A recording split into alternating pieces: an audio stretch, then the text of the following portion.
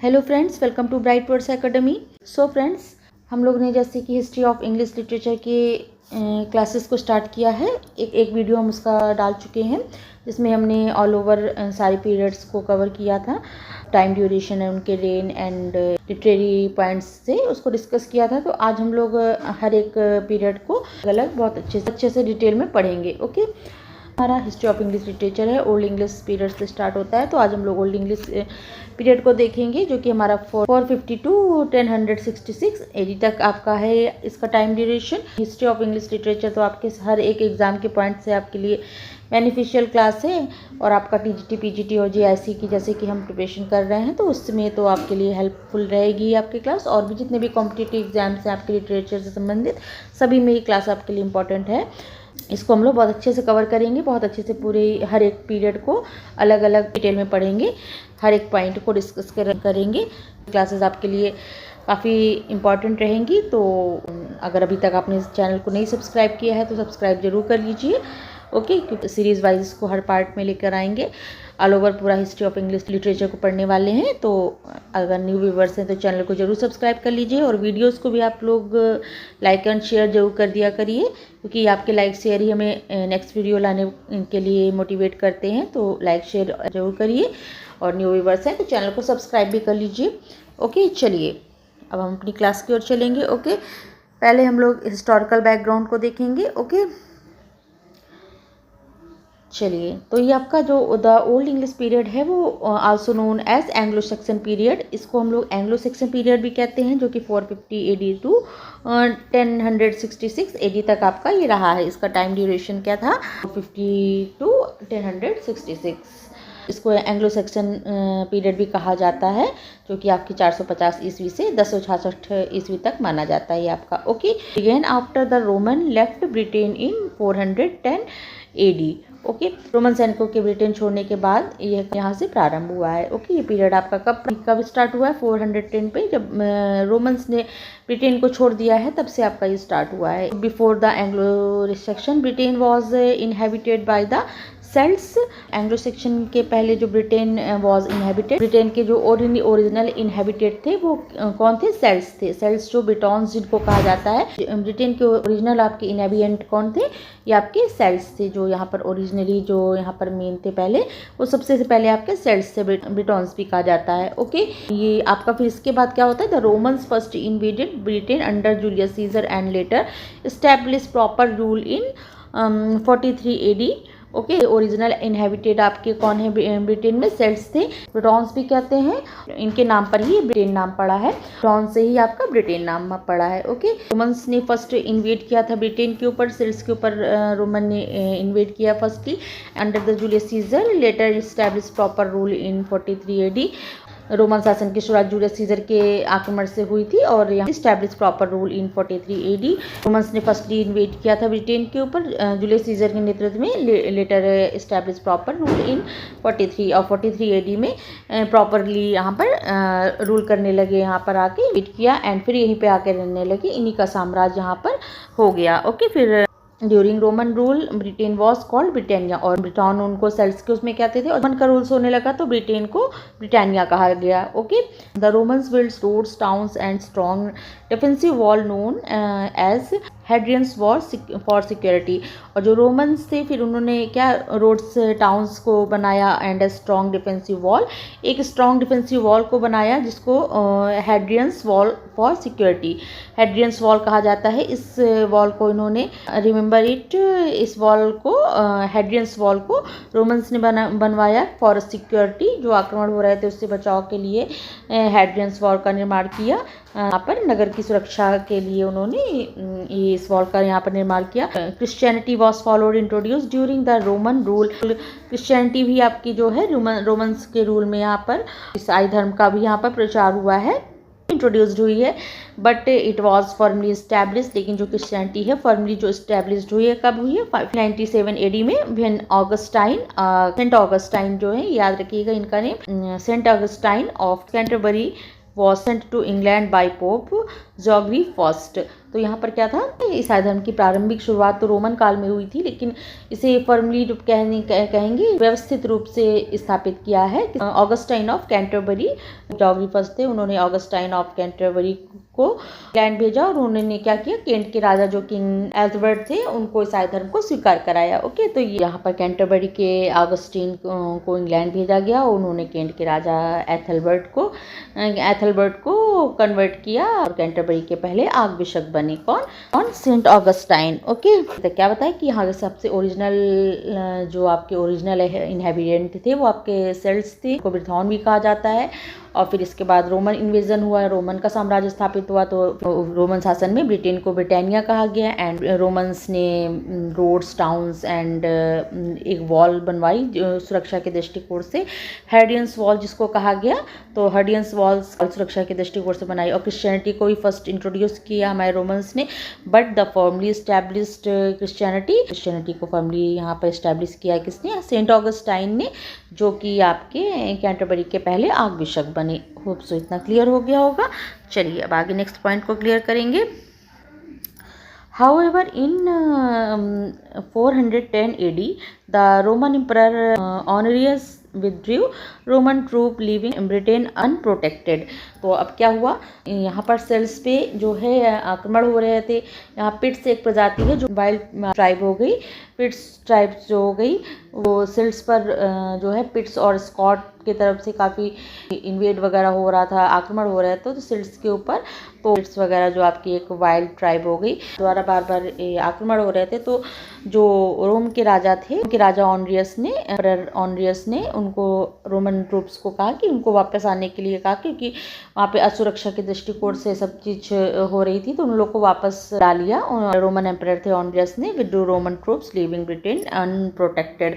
तो 410 AD में Roman थे हॉनरियस, रोमन सैनिकों को वापस बुला लिया। तो यहाँ से रोमन्स चले गए। अब रोमन के जाने के बाद जो क्या हुआ, वहाँ पे असुरक्षा फैल गई। Okay, this political instability later led to the arrival of the Angles, Saxons and Jutes, making the beginning of the old English period. Okay, तो यहाँ पर क्या हुआ, अब रोमन्स चले गए, रोमन्स की सेना चली गई, तो जिससे ब्रिटेन असुरक्षित हो गया। अब इंस्टेबिलिटी जो हो गई, इस वजह से यहाँ पर एंगल सेक्शन एंड जूट आए, जिससे ओल्ड इंग्लिश पीरियड की यहाँ पर शुरुआत होती है। रोमन ब्रिटेन को छोड़कर वापस चले गए, तो रोमन्स चले गए। तो रोम के जाने के बाद सेल्ट्स डिफेंडलेस हो गए थे, तो आक्रमण हो रहे थे यहाँ पर, पिट्स और स्कॉट्स की तरफ से यहाँ पर आक्रमण हो रहे थे। तो सेल्ट्स ने क्या किया, इन्वाइट किया, किसको इन्वाइट किया? एंग्लो सेक्सन एंड जूट, जो कि आपकी जर्मन ट्राइब थी, इनको यहाँ पर इन्वाइट किया अपने आप को डिफेंड करने के लिए। ओके, इतना क्लियर हो गया होगा। अब यहाँ से आपके एंग्लो सेक्सन एंड जूट की यहाँ पर आ जाती है, शासन हो जाता है। ओके, तो यहाँ पर सेल्ट्स ने इनको इन्वाइट किया अपनी सुरक्षा के लिए, अपने आप को डिफेंड कराने के लिए। ओके, चलिए अब नेक्स्ट पॉइंट देखेंगे। After the Romans left, northern tribes like Picts attacked the Celts। यही चीज़ें ना, Picts जो है आपके ऊपर सेल्स पर लगातार अटैक कर रहे थे। For protection the Britons invited 3 Germanic tribes from Europe, Angles from northern Germany, Saxon from southern Germany and Jutes from Denmark. Okay, तो देखिए जब उन पर आक्रमण हो रहे थे तो सेल्ट्स ने जो है पिक्ट्स की तरफ से बार बार आक्रमण हो रहे थे, तो सेल्ट्स ने प्रोटेक्शन के लिए Britain invited 3 Germanic tribes from Europe से 3 जर्मन ट्राइब्स को इन्वाइट किया। क्या थी? Angles from northern Germany, angles जो कि नॉर्थर्न जर्मनी से थे, एंड सेक्शन जो है वो साउथर्न जर्मनी से थे, एंड जो जूट थे वो डेनमार्क की तरफ से आए थे। तो ये इन लोग को इन्वाइट किया अपनी सुरक्षा के लिए, डिफेंड कराने के लिए। ओके, तो अब आपके यहाँ पे एंग्लो सेक्शन जूट यहाँ पर जर्मन ट्राइब थी जो कि These tribes gradually settled in Britain and pushed the Celts towards Wales, Ireland and Scotland। अब क्या हुआ, ये लोग आए, इन्होंने डिफेंड किया यहाँ पर आके, इन लोगों ने पिट्स और स्कॉट को हराया। ये लोग आए यहाँ पर, इन्होंने पिट्स और स्कॉट को हराया और यहीं पर आकर बस गए। सेल्ट्स को भी वेल्स के साइड भगा दिया। यहाँ पर आकर धीरे धीरे लोग खुद बस गए और सेल्ट्स को वेल्स, आयरलैंड और स्कॉटलैंड की तरफ ढकेल दिया, उनको वहाँ पर भेज दिया इन्होंने। ओके, तो इस तरह करके यहाँ एंग्लो सेक्शन एंड जूट का यहाँ पर साम्राज्य हो गया। ओके, तो यहाँ सब सेल्ट्स चली गई, अब एंग्लो सेक्शन और जूट आ गया। ओके, इन्होंने करीब 600 सालों तक इंग्लैंड में राज किया।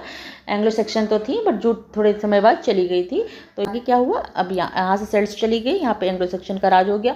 The Anglo Saxon divided England into 7 kingdom known as the हेप्टार्की।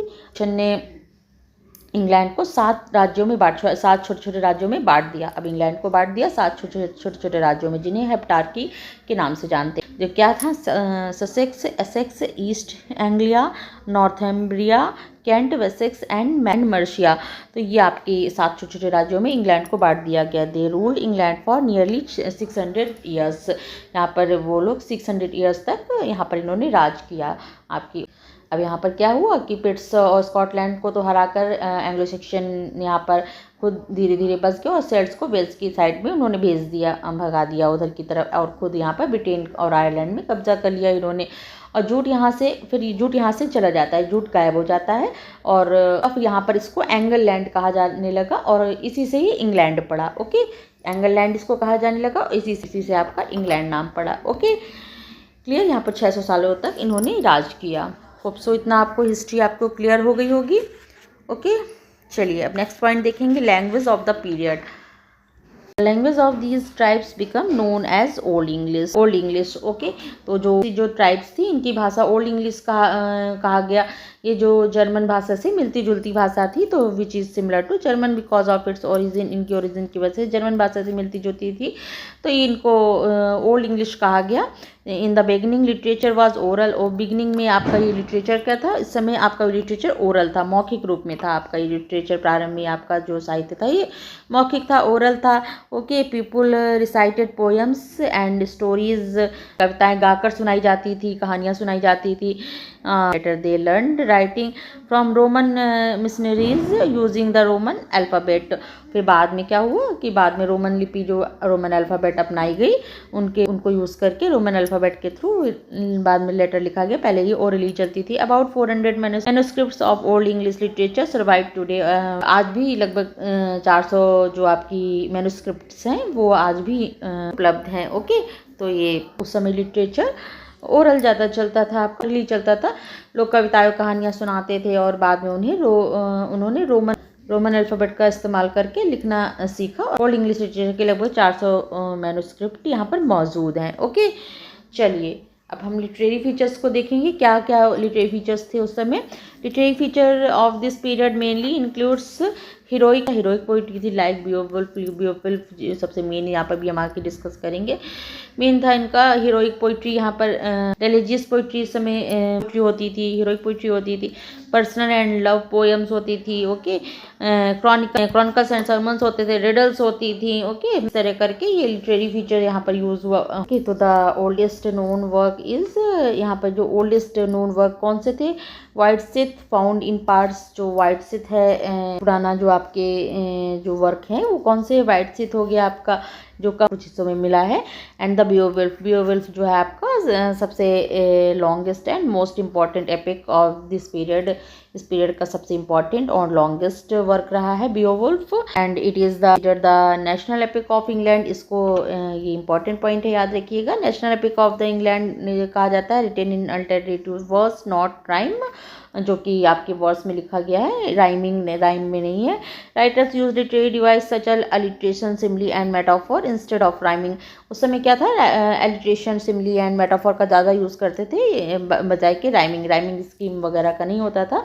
उस समय जो होता है एलिट्रेशन और सिमली एंड मेटाफोर का यूज़ ज़्यादा होता था, एलिट्रेशन का यूज़ होता था ज़्यादा। ओके, तो उस समय का मेन आपका वर्क बियोवुल्फ हो गया सबसे, जिसको नेशनल एपिक ऑफ इंग्लैंड भी कहा जाता है। Okay, some eminent poets of this period were, कुछ जो एमिनेंट पोइट्स तो सैडमन हो गए, सेनवोल्फ हो गए, and another important historian was Bede हो गए। who wrote Ecclesiastical History of the English Ecclesiastical History of English People, ये आपके बेडे ने लिखी है, in which he described the 3 Anglo-Saxon tribes, जिसमें कि इन्होंने बताया है 3 Anglo-Saxon tribes के विषय में। ओके, तो ये आपका याद रखिए कौन से है, बेडे की है Ecclesiastical History of English People। Okay, ये आपकी बेडे की हो गई। मेजर वर्क्स कुछ हमने अलग से दे दिए हैं इनके, देख लीजिए। बियोवल्फ क्या है, greatest epic of English literature. Poet क्या है, एनोनिमस है, इनके बियोवल्फ के पोइट का नाम नहीं पता, एनोनिमस है। स्टोरी ऑफ हीरो, इसमें क्या है, एक स्टोरी है हीरो की, फाइट्स मॉन्स्टर, जो कि मॉन्स्टर से फाइट करता है। थीम हीरोइज्म है, फेट गुड वर्सेस एवल है। ओके, थीम हीरोइज्म हो गई, फेट हो गया, एंड गुड वर्सेस एवल इसकी थीम है आपकी। ओके, एक हीरो है जो कि मॉन्स्टर से फाइट करता है, पोइट एनोनिमस है। ओके, नेक्स्ट है आपका कैडमन हो गया, फर्स्ट नोन इंग्लिश पोएट हैं आपकी। कैडमन जो है पहले जाने माने इंग्लिश कवि हो गए आपके, एंड रोट रिलीजियस हिम्स, उन्होंने भजन वगैरह लिखे हैं। फेमस वर्क उनका कैडमन्स हिम्न हो गया, ये इनका फेमस वर्क है। सिनेवोल्फ हैं आपके रिलीजियस पोएट हैं, ये भी आपके रिलीजियस पोएट है, धार्मिक कवि थे। Signed his poems in runic letters, अपनी कविताओं में रूनिक अक्षरों में इन्होंने साइन किया है। ओके, तो ये आपके सिनेवोल्फ हो गए, रिलीजियस पोइट हो गए। किंग अल्फ्रेड द ग्रेट, जो आपके किंग इंपॉर्टेंट है आपके king Alfred the great, promoted education and translation, promote करते थे एजुकेशन और ट्रांसलेशन को उन्होंने काफ़ी प्रमोट किया है। Translated Latin work into old English, encouraged pros writing. Okay, तो इन्होंने क्या किया, शिक्षा और ट्रांसलेशन को बढ़ावा दिया है। लैटिन जो आपकी वर्क्स हैं उनको ओल्ड इंग्लिश में ट्रांसलेट कराया है और प्रोज राइटिंग को इनकरेज बढ़ावा दिया है। ओके, किंग अल्फ्रेड्स ने क्रॉनिकल लिखे, अल्फ्रेड एंग्लो सैक्सन्स क्रॉनिकल्स लिखे थे। बेडे की जो एलिस्टिस्टिकल हिस्ट्री थी उसको king Alfred old English language में, जो कि इनकी लैटिन में थी, उसको ओल्ड इंग्लिश लैंग्वेज में इन्होंने ट्रांसलेट किया था। किसने, हमारे अल्फ्रेड द ग्रेट ने। एंड जो बाद में आपके एंग्लो सेक्शन के बाद छोटी मोटी आपकी ट्राइब्स और आई हैं, तो जैसे वाइकिंग्स आई थी, वाइकिंग्स अटैक्स हुआ था, डैनिश का हुआ था। एंड बट आपका नॉर्मन्स 1066 में नॉर्मन्स ने डेंस को ख़त्म करके यहाँ पर उसके नॉर्मन्स का रूल शुरू हो जाता है। बैटल ऑफ हेस्टिंग्स जो बताया उसके अकॉर्डिंग। और यहाँ पर आपके जो किंग अल्फ्रेड ने, इन्होंने आपकी एंग्लो सेक्शन के बाद एक वाइकिंग अटैक्स हुए थे 787 AD के अराउंड, तो किंग अल्फ्रेड ने 2 टाइम्स जो है वाइकिंग्स को डिफीट किया है। एंड होल एंग्लो सेक्शन जो 7 स्टेट में आपका ऊपर हमने बताया ना जो डिवाइड कर हो गया था, उसको यूनाइट किया, उस किंगडम को, उन सब किंगडम को यूनाइट किया, और सारे राज्यों में जो बढ़ गया था उसको एक साथ यूनाइट किया।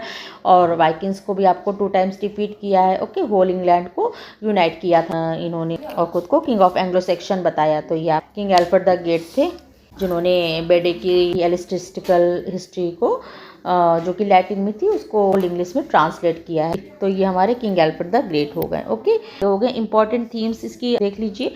हीरोइज्म एंड ब्रेवरी है जो कि आपकी बियोवल्फ में है, फेट हो गया, और लॉयल्टी टू लॉर्ड हो गया, exile and loneliness, religious faith, struggle between good and evil. तो ये इसकी कुछ मेन थीम हो गई। वीरता बहादुरी हो गई, किस्मत हो गया, फेट हो गया, भगवान के प्रति वफादारी, लॉयल्टी हो गई, और एग्जाइल ऑफ लोनलीनेस हो गया, देश निकाला, अकेलापन ऐसा हो गया, रिलीजियस फेथ हो गई, धार्मिक आस्था हो गई, struggle between good and evil, अच्छाई और बुराई के बीच संघर्ष हो गया। इस तरह की थीम्स होती थी इस समय के वर्क्स की। ओके, ये इंपॉर्टेंट है आपका। इंपॉर्टेंट पोएम्स इस समय की क्या है, एलिजीज को देख लीजिए, the Wanderer, Seafarer, the Wife's Lament. This poem expresses sorrow, isolations and philosophical reflection. Okay, कविता दुख, अकेलापन और दार्शनिक सोच को दिखाती हैं। तो इनके भी एनोनिमस हैं पोएट ये आपके, तो ये एलिजीज हैं, कुछ इंपॉर्टेंट पोएम्स हैं इस पीरियड की। ओके, समय का मेन वर्क आपका बियोवल्फ हो गया। Socially the Anglo section society was simple and able. तो सामाजिक रूप से एंग्लो सेक्शन समाज सिंपल और साधारण सी ट्राइब थी, और people lived in small groups and followed pagan gods related to nature before converting to Christianity. जो है लोग छोटे छोटे ग्रुप में रहते थे और ईसाई धर्म अपनाने से पहले पैगॉन क्या होगा, जिसमें प्रकृति को देवी देवताओं के रूप में पूजा जाता था। पहले प्रकृति से जुड़े मूर्ति पूजक देवताओं को मानते थे, तो इस तरह पैगॉन गॉड्स को मानते थे उस समय लोग। एंड बाद में क्रिश्चियनिटी को अपनाने के पहले ओके नेचर को पैगॉन को गॉड को फॉलो करते थे। ओके, लोग छोटे छोटे ग्रुप में रहते थे और ईसाई धर्म अपनाने से पहले प्रकृति से जुड़े मूर्ति पूजक देवताओं को वहाँ पर को मानते थे। And loyalty to the king and bravery in battle were highly valued. राजा के प्रति वफादारी और लड़ाई में बहादुरी को बहुत महत्व दिया जाता था उस समय। ओके, तो ये कुछ इसके कैरेक्टरिस्टिक्स हो गए आपके।